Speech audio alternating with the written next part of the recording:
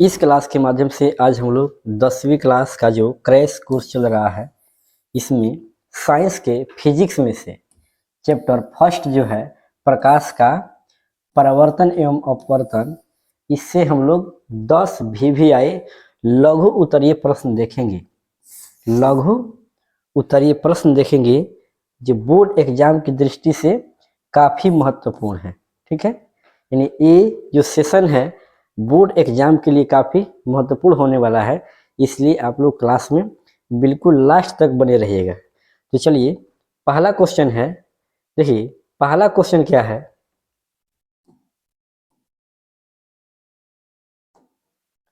Question है कि हम वाहनों में उत्तल दर्पण को पश्य दृश्य दर्पण के रूप में वरीयता क्यों देते हैं। ठीक है, यानी जो वाहन होते हैं, जो गाड़ी होते हैं, जैसे मान लीजिए ये कार हो गया या कोई भी अगर वाहन है, ठीक है, उसमें साइड मिरर दिया जाता है, जिसको हम पश्य दृश्य दर्पण भी बोलते हैं। पश्य दृश्य दर्पण यानी पीछे देखने के लिए वो दर्पण होता है। यहाँ पे आप देख सकते हैं, ये पीछे के वाहनों को इससे देखा जाता है। ठीक है, पीछे के वाहनों को देखा जाता है ताकि जो ड्राइवर गाड़ी चला रहे हैं उसको सावधानी से यानी आसानी पूर्वक चला सके और क्या कर सके, जो पीछे से आने वाली गाड़ी है उसको देखें और आसानी से उसको साइड दे सके।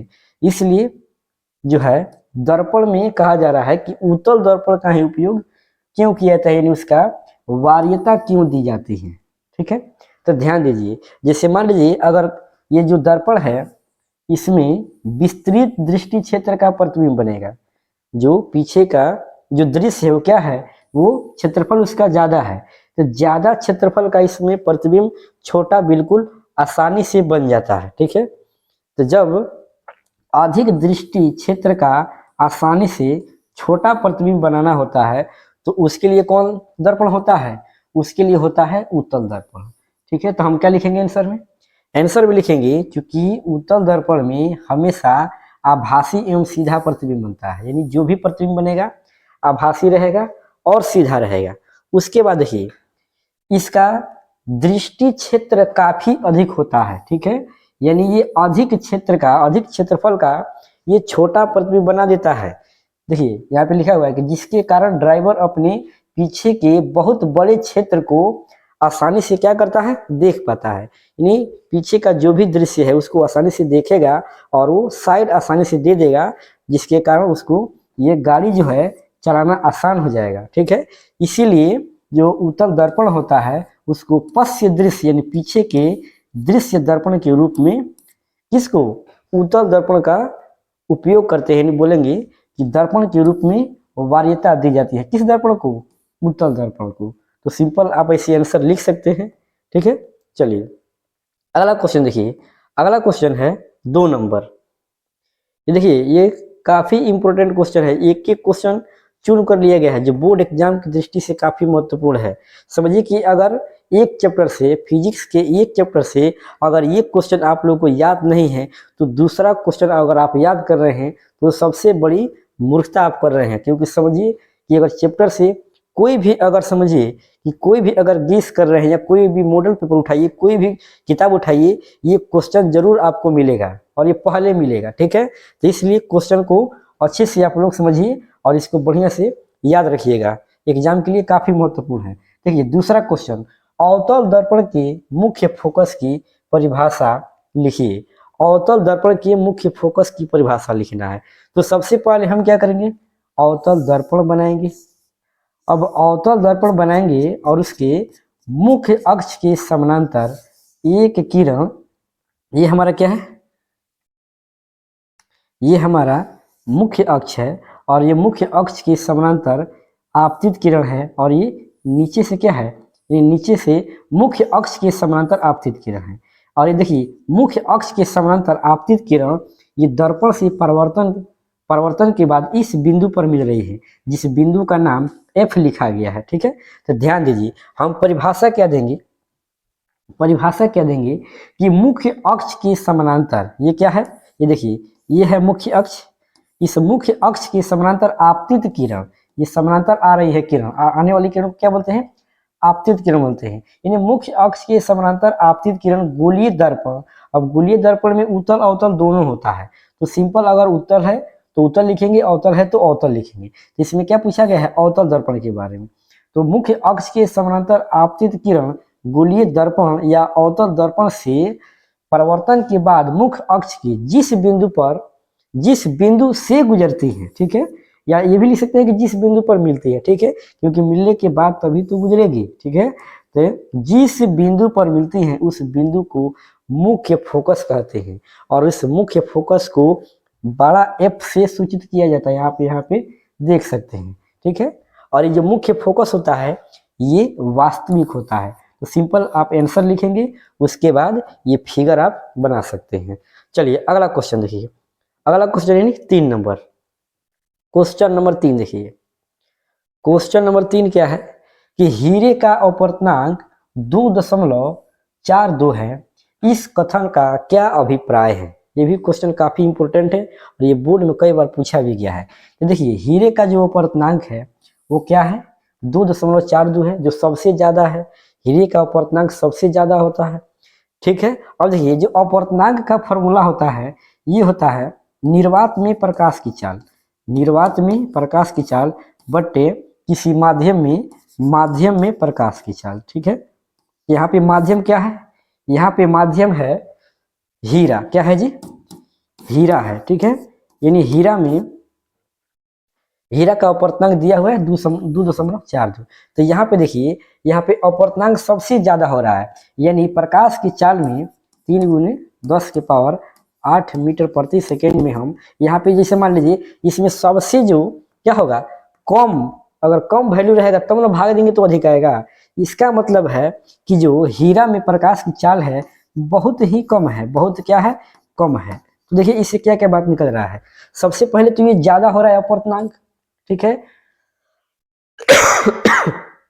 तो जब भी अपवर्तनांक ज्यादा हो रहा है इसका मतलब है कि फॉर्मूला में क्या है कि निर्वात में प्रकाश की चाल बट्टा माध्यम में प्रकाश की चाल, और यहाँ पे माध्यम हमारा क्या है? हीरा है। तो यानी कहने का अर्थ है कि हीरा में प्रकाश की चाल कम है तभी इसका अपवर्तनांक क्या हो रहा है? ज्यादा हो रहा है। तो हम यहाँ पे बोल सकते हैं कि हीरे का अपवर्तनांक 2.42 है, अर्थात सबसे अधिक है। ये सबसे क्या है? सबसे अधिक है, किसी भी माध्यम से ये क्या है? ज्यादा है। किसका? हीरा का अपवर्तनांक। इसका अभिप्राय यह है कि हीरे में प्रकाश की चाल बहुत ही क्या है? कम है, क्योंकि कम संख्या से ही ये निर्वात में प्रकाश की चाल में हम भाग करेंगे तभी अधिक मान आएगा। इसका मान क्या निकला? इसका अर्थ क्या निकला कि हीरे में प्रकाश की चाल क्या है? बहुत ही कम है। तो आप आंसर लिख सकते हैं। चलिए अगला क्वेश्चन देखिए, क्वेश्चन नंबर 4 देखिए। क्वेश्चन नंबर 4 क्या है? क्वेश्चन नंबर 4 ध्यान दीजिए, एक एक क्वेश्चन चुन कर लिया गया है, ध्यान दीजिएगा। पानी में डूबी हुई लकड़ी मुड़ी हुई प्रतीत होती है, क्यों?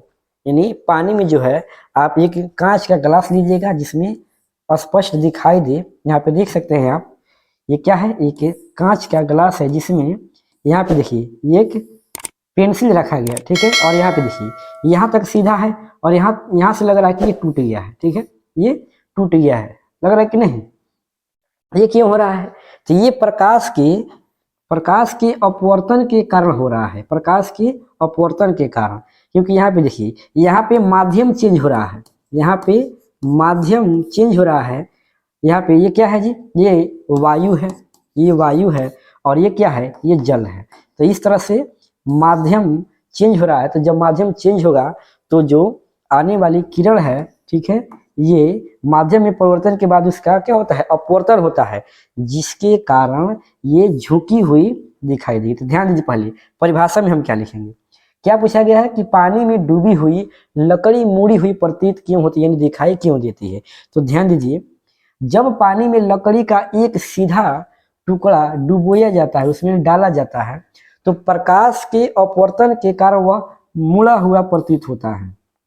यहाँ से लग रहा है कि मुड़ गया है, यहाँ से देख सकते हैं।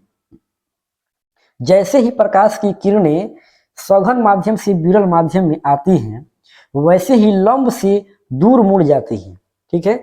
लंब से क्या होती हैं? दूर मुड़ जाती हैं।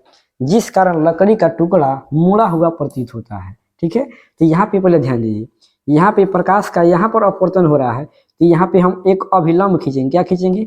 अभिलंब। ठीक है, अभिलंब। अभिलंब का मतलब क्या है? यानी इस अपवर्तन बिंदु पर ये समकोण बनाएगा। किसके साथ? तो आपतित किरण और अपवर्तित किरण के साथ। तो यहाँ पे ध्यान दीजिए, इसको तो ऐसे सीधा निकल जाना चाहिए, ऐसे सीधा, लेकिन यहाँ से क्या हो रहा है? यहाँ से देखिए, यहाँ से ये जो अभिलंब है, इससे ये किरण दूर हो रही है। किरण क्या हो रही है? दूर। तो यहाँ पे देखिए क्या लिखा हुआ है कि सघन माध्यम से विरल माध्यम में आती हैं, वैसे ही लंब से दूर मुड़ जाती हैं। ये हमारा क्या है? अभिलंब है। और यहाँ से देखिए, इसको ऐसे आना चाहिए, लेकिन ऐसे नहीं आकर ये ऐसे मुड़ जा रही है। यानी इस प्रकार से क्या होगा कि ये लंब से, अभिलंब से दूर हो रही है। तो इसीलिए क्या होता है? ये झुका हुआ प्रतीत होता है, लगता है कि ये यहाँ से क्या हुआ है? टूट गया है। ठीक है, तो इस तरह से आप इसका आंसर लिख सकते हैं। तो चलिए अगला क्वेश्चन देखिए, अगला क्वेश्चन 5 नंबर, क्वेश्चन नंबर 5 देखिए क्या है। चलिए ध्यान दीजिए, प्रकाश का अपवर्तन क्या है, इसके नियमों को लिखें, अथवा प्रकाश के अपवर्तन के नियम लिखिए। ठीक है, यानी प्रकाश के अपवर्तन के नियम बताना है क्या है। तो प्रकाश के अपवर्तन के मुख्यतः 2 नियम होते हैं। कितने नियम होते हैं? प्रकाश के अपवर्तन के मुख्यतः 2 नियम होते हैं। पहला नियम देखिए, आपतित किरण, अपवर्तित किरण तथा आपतन बिंदु पर अभिलंब तीनों एक ही तल में होते हैं। देखिए यहाँ पे देखिए, ये क्या है? ये है एक, क्या है? एक पारदर्शी सतह है जो सीधा है, यानी सीधा पारदर्शी सतह। पारदर्शी का मतलब क्या है? जिससे प्रकाश आसानी से आर पार कर जाए। और यहाँ पे देखिए, ये क्या है? ये तीर का चिन्ह उल्टा हो गया है, ऐसे रहेगा। ये है आपतित किरण, यानी आने वाली किरण को हम बोलते हैं आपतित किरण, और जहां से उसका अपवर्तन होगा उसको बोलते हैं अपवर्तित किरण। अपवर्तन होगा तो अपवर्तित, और परावर्तन होता है तो परावर्तित किरण बोलते हैं। और यहाँ पे जो 90 डिग्री का कोण बनाता है उसको हम बोलते हैं अभिलंब। तो यहाँ पे क्या कहा गया है कि आपतित किरण यानी आने वाली किरण, अपवर्तित किरण यानी फिर अपवर्तन के बाद गुजरने वाली किरण को अपवर्तित किरण बोलते हैं, ये दूसरा हुआ। और तथा आपतन बिंदु, यानी जिस बिंदु पर ये किरण आती है उसको हम आपतन बिंदु बोलते हैं। और अभिलंब, ये क्या है जी? अभिलंब, यानी जिससे 90 डिग्री का कोण बन रहा है सतह पर। तो ये तीनों क्या है? ये जो तीनों है एक ही, देखिए ये तीनों एक ही तल पर है कि नहीं? देखिए यहाँ पे, तो इस तरह से ये पहला नियम हुआ। दूसरा क्या कहता है कि प्रकाश के किन्हीं 2 माध्यमों के लिए आपतन कोण की जया यानी साइन और अपवर्तन कोण की जया, यहाँ पे साइन आई रहता है, यहाँ पे साइन आ रहता है, का अनुपात नियतांक होता है। यानी एक निश्चित मान आता है जिसको हम नियतांक बोलते हैं। क्या बोलते हैं? नियतांक बोलते हैं। इस तरह से आप फिगर भी बना सकते हैं और इसका आंसर लिख सकते हैं। एक एक क्वेश्चन, फिर बोल रहे हैं कि एक एक क्वेश्चन बोर्ड एग्जाम के लिए जरूरी है और ये चुन कर लिखा गया है। कोई भी किताब आप लोग उठा कर देखिए, ये क्वेश्चन निश्चित रूप से मिलेगा। चलिए इसके बाद अगला क्वेश्चन देखिए, यानी 6 नंबर क्वेश्चन देखिए क्या है। क्वेश्चन है किसी लेंस की एक डायोप्टर क्षमता को परिभाषित करें। किसी लेंस की एक डायोप्टर क्षमता को क्या करना है? परिभाषित करना है। तो ध्यान दीजिए, हम क्या बोलेंगे कि यदि किसी लेंस की फोकस दूरी 1 मीटर हो, कितना मीटर हो? 1 मीटर हो। यदि किसी लेंस की फोकस दूरी 1 मीटर हो तो उस लेंस की क्षमता 1 डायोप्टर होता है, या 1 डायोप्टर कही जाती है, आप लिख सकते हैं। ध्यान दीजिए, यानी लेंस की क्षमता को हम P से सूचित करते हैं, और ये P बराबर होता है 1/f, जो 1 क्या है? मीटर है। क्या है जी? मीटर है। इसको हम सेंटीमीटर में भी लिख सकते हैं। देखिए यहाँ पे लिखा हुआ है P बराबर 1/f, और यहाँ पे क्या है? मीटर में, यानी ये मीटर में है। इसको अगर हम सेंटीमीटर में लिखेंगे तो लिख सकते हैं P बराबर, ये P बराबर कितना? 100/f, जहाँ 100 क्या है? यहाँ पे 100 क्या है? सेंटीमीटर में है। किसमें है जी? ये सेंटीमीटर में है। ठीक है, तो इस तरह से आप लेंस की क्या है, किसी लेंस की एक डायोप्टर क्षमता को परिभाषित कर सकते हैं। ठीक है, चलिए अगला क्वेश्चन, क्वेश्चन नंबर 7 देखिए क्या है। क्वेश्चन नंबर 7, चलिए ध्यान दीजिए यहाँ पे। देखिए क्वेश्चन है, प्रकाश किरण पुंज किसे कहते हैं? प्रकाश किरण पुंज किसे कहते हैं और यह जो है यह कितने प्रकार का होता है? ठीक है, तो किरणों के समूह को हम प्रकाश किरण पुंज बोलते हैं, या ऐसे भी बोल सकते हैं कि प्रकाश किरणों के समूह को प्रकाश किरण पुंज कहा जाता है। ठीक है, तो यहाँ पे देखिए परिभाषा में क्या लिखा हुआ है कि प्रकाश किरण पुंज, किरणों के समूह को प्रकाश किरण पुंज कहते हैं। प्रकाश किरण पुंज मुख्यतः 3 प्रकार के होते हैं। कितने प्रकार के? 3 प्रकार के। अपसारी किरण पुंज, समानांतर किरण पुंज और अभिसारी किरण पुंज। अब देखिए इसको भी हम परिभाषित कर सकते हैं। देखिए अपसारी, यहाँ पे एक ट्रिक से आप इसका परिभाषा याद रख सकते हैं। अपसारी, प के बाद होता है फ, क्या होता है? प के बाद होगा, यहाँ अप है यानी प के बाद फ होगा, और यहाँ पे देखिए यहाँ पे क्या है? अभिसारी, यानी यहाँ पे भ के बाद म होता है। ये बन जाएगा फ से फैलना, फैलना, और यहाँ पे बन जाएगा म से मिलना। क्या बन जाएगा जी? मिलना। यानी देखिए ये जो है एक ही बिंदु से फैलेगी, यानी प्रकाश किरण एक ही बिंदु से फैलेगी। यहाँ पे देख सकते हैं ये हुआ एक बिंदु, इस बिंदु स्रोत से किरण विभिन्न दिशाओं में फैल रही है, विभिन्न दिशाओं में फैल रही है। तो इसको हम बोलेंगे ये क्या है? अपसारी किरण पुंज है। ये क्या है? अपसारी किरण पुंज। और यहाँ पे देखिए आप लोग मैथ में पढ़े होंगे समानांतर, समानांतर रेखा। तो यहाँ पे देखिए ये जो किरण है ये एक निश्चित दिशा में गमन करेगी और एक दूसरे के समानांतर होगी, जिसको हम बोलेंगे समानांतर किरण पुंज। उसके बाद है अभिसारी, तो क्या बोले कि भ के बाद म आता है और म से यहाँ पे मिलना शब्द बनेगा, यानी ये जो है एक बिंदु पर, अनेक दिशाओं से एक बिंदु पर आकर क्या होगी? मिलेगी। तो यहाँ पे देखिए ये जो प्रकाश किरण है विभिन्न दिशाओं से आकर एक ही बिंदु पर मिल रही है। क्या हो रही है? मिल रही है। तो इस तरह से अगर इसका भी परिभाषा कहीं पूछ दे तो उसको भी आप आसानी से लिख सकते हैं। ठीक है, अगर केवल इतना पूछा जा रहा है कि प्रकाश किरण पुंज क्या है और ये कितने प्रकार का होता है, तो आप यहाँ तक लिखकर फिगर बना सकते हैं। ये फिगर आप सामने सामने भी बना सकते हैं। चलिए इसके बाद अगला क्वेश्चन देखिए। अगला क्वेश्चन क्या है? क्वेश्चन नंबर 8 देखिए, क्वेश्चन नंबर 8। चलिए यहाँ पे ध्यान दीजिए, यहाँ पे क्या कहा गया है कि अवतल दर्पण का उपयोग हजामती दर्पण के रूप में क्यों किया जाता है? देखिए हजामती दर्पण कहिए या सेविंग दर्पण कहिए, इसको हजामती दर्पण के नाम से भी जाना जाता है और क्वेश्चन नंबर 8 है कि अवतल दर्पण का उपयोग हजामती दर्पण के रूप में क्यों किया जाता है? देखिए हजामती दर्पण कहिए या सेविंग दर्पण कहिए, ठीक है, यानी अवतल दर्पण का हम लोग उपयोग प्राय हजामती दर्पण या इसी को बोला जाता है सेविंग दर्पण के रूप में प्रयोग करना। ध्यान दीजिए, तो कोई भी व्यक्ति सेविंग दर्पण के रूप में अवतल दर्पण का ही उपयोग क्यों करते हैं? तो सेविंग करने के लिए हमें क्या चाहिए? सेविंग करने के लिए अपना फेस देखना होता है, और फेस में हमें जो ये दाढ़ी हम लोग बनाते हैं, ये जो बाल होते हैं हमें सुस्पष्ट दिखाई देंगे, तभी हम इसका आसानी से सेविंग कर सकते हैं। तो इसके लिए हमारे फेस का जो प्रतिबिंब है ये इसकी तुलना में बड़ा बनना चाहिए। क्या बनना चाहिए? बड़ा।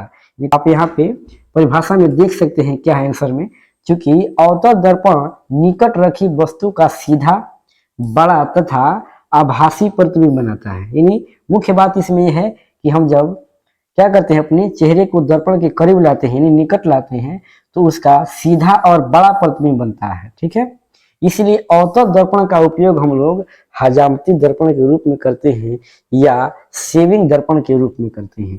इस तरह से आप आंसर लिख सकते हैं। ठीक है, तो चलिए अगला क्वेश्चन देखिए 9 नंबर क्या है? क्वेश्चन नंबर 9 देखिए क्या है। क्वेश्चन नंबर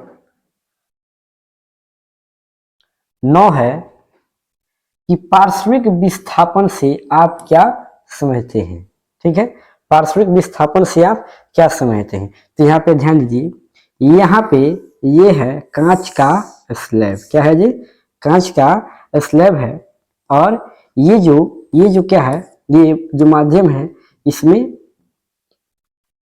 ये यानी वायु वाला ये माध्यम है, और ये जो है ये क्या है? कांच है। तो यहाँ पे देखिए ये अलग माध्यम हो जाएगा और ये अलग माध्यम हो जाएगा।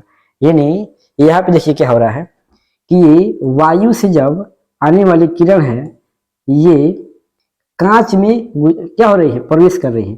तो यहाँ पे क्या हो रहा है? प्रकाश का अपवर्तन हो रहा है। यानी जब माध्यम में परिवर्तन होता है, जब प्रकाश एक माध्यम से दूसरे माध्यम में जाती है तो वहां पे क्या होता है? उसके पथ में क्या होता है? उसके पथ में परिवर्तन होता है, जिसको हम लोग अपवर्तन बोलते हैं। तो इस आपतित किरण को, आने वाली किरण को ऐसे सीधा निकल जाना चाहिए था, लेकिन माध्यम में परिवर्तन होने के कारण इसके पथ में यानी रास्ते में क्या हुआ? परिवर्तन हुआ, यानी बदलाव हुआ। तो यहाँ पे देखिए ये क्या है? हमारा अभिलंब है, यानी अभिलंब से ये क्या हो रही है? अभिलंब की ओर क्या हो रही है? मुड़ रही है। अब यहाँ पे देखिए ये वायु से कांच में आई, फिर कांच से कहाँ जा रही है? फिर बाहर निकल रही है वायु में। तो इसको हम बोलेंगे आपतित किरण। और यहाँ पर ये आपतन बिंदु के बाद इसको क्या बोलेंगे? इसको बोलेंगे अपवर्तित किरण। ठीक है। उसके बाद यहाँ पे क्या होगी? फिर जब कांच से बाहर निकलेगी वायु में तब इसको हम बोलेंगे निर्गत किरण। क्या बोलेंगे? निर्गत किरण। और ये आपतित किरण की दिशा ऐसे होना चाहिए, इसको सीधे निकलना चाहिए। यानी आपतित किरण की दिशा और ये निर्गत किरण के बीच ये लंबवत एक दूरी खींची है, जिसको हम डी लिखेंगे। क्या लिखेंगे? डी। तो देखिए यही से परिभाषा बनेगा, परिभाषा हमारा यही से निकलेगा कि कांच की आयताकार सिल्ली से प्रकाश के अपवर्तन में आपतित किरण, कौन है? आपतित किरण और निर्गत किरण के बीच लंबवत दूरी, यानी यहाँ पे क्या है? ये लंबवत दूरी को हम क्या बोलते हैं? पार्श्विक विस्थापन बोलते हैं। ये सिंपल याद रखना है कि आपतित किरण की दिशा के साथ और निर्गत किरण के बीच के जो लंबवत दूरी है उसी को हम पार्श्विक विस्थापन बोलते हैं, और इसको डी से सूचित किया जाता है। इस तरह से आप इसका परिभाषा दे सकते हैं। ठीक है। और ये फिगर अवश्य बनाइएगा, एग्जाम में फिगर बहुत मायने रखता है। अगर जिस जिस क्वेश्चन में फिगर है उसको आप लोग निश्चित रूप से बनाइए। ठीक है। ऐसे आपका जो नंबर है अच्छी तरह से मिलेगा और कटने का चांस वहां बिल्कुल नहीं होता है। चलिए अगला क्वेश्चन, लास्ट क्वेश्चन, जो VVI का जो VVI क्वेश्चन है उसमें ये लास्ट क्वेश्चन है, तो ध्यान दीजिए। क्वेश्चन है कि वास्तविक प्रतिबिंब और काल्पनिक प्रतिबिंब में अंतर बताइए। यहाँ पे काल्पनिक प्रतिबिंब के जगह पर आप आभासी प्रतिबिंब भी लिख सकते हैं, क्योंकि काल्पनिक प्रतिबिंब का दूसरा नाम क्या होता है? आभासी। ठीक है, यानी आभासी प्रतिबिंब। तो सबसे पहले हम क्या लिखेंगे? वास्तविक प्रतिबिंब और काल्पनिक या आभासी प्रतिबिंब में निम्नलिखित अंतर है। यहाँ पे आप लिख सकते हैं निम्नलिखित अंतर है। उसके बाद एक साइड में क्या रहेगा? वास्तविक प्रतिबिंब, और इस साइड में आप आभासी या काल्पनिक प्रतिबिंब लिख सकते हैं। चलिए पहला अंतर देखिए, इसमें प्रकाश की किरणें परावर्तन या अपवर्तन के बाद वास्तव में एक बिंदु पर मिलती है, वास्तव में एक बिंदु पर मिलती हैं। और इसमें क्या है कि प्रकाश किरणें परावर्तन या अपवर्तन के बाद पीछे बढ़ने पर किसी एक बिंदु पर मिलती हुई प्रतीत होती हैं, इसमें मिलती हुई प्रतीत होती है और इसमें वास्तव में मिलती हैं। दूसरा अंतर देखिए, ये सदैव यानी हमेशा उल्टे बनते हैं वास्तविक प्रतिबिंब, लेकिन यहाँ पे जो है ये सदैव सीधे बनते हैं। कौन? काल्पनिक प्रतिबिंब। तीसरा है, इसे हम पर्दे पर प्राप्त कर सकते हैं, यानी इसे पर्दे पर प्राप्त किया जा सकता है, लेकिन काल्पनिक प्रतिबिंब को पर्दे पर प्राप्त नहीं किया जा सकता है। लास्ट यानी चौथा, दर्पण के सामने बनते हैं। जो वास्तविक प्रतिबिंब होते हैं वो दर्पण के सामने बनेंगे।